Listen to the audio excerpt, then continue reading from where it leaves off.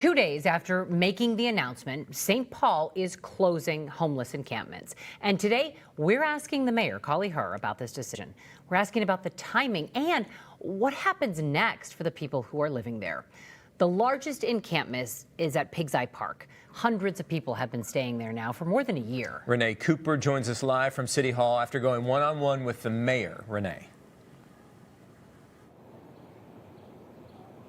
Now, the mayor says this was a top campaign issue and that it's been in talks since January. I first asked her about crime because the city cited safety as a primary reason. Now, of the more than 500 police calls to Pig's Eye Park in the last year, the vast majority were nonviolent, but there were some, including 4 reports of aggravated assault, 6 for domestic, and 1 reported sexual offense.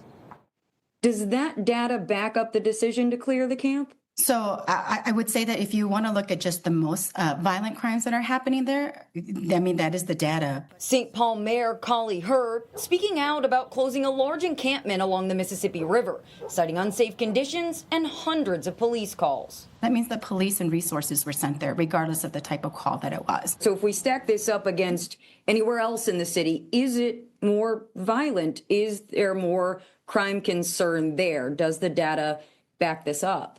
I would say absolutely, because you look at the size of the encampment. So what comes next? The city says it will be connecting individuals with services, supporting camp residents' transition to shelter and housing alternatives. Are there enough beds? There will be people, even if we had extra beds, would never take the beds. So we can look at this and say that like this, there's an issue and it's about the beds. It is not. It is about a systemic failure of an entire country, in states, counties, cities, and the lack of ability for us to come and have a will to actually solve this problem. If I may, is this not another Band-Aid? I mean, if there's not a system set up, why clear them out of there? I guess I'm just trying to understand where they're supposed to go, what happens next. That is what we know is best practices of how to get people the help that they need.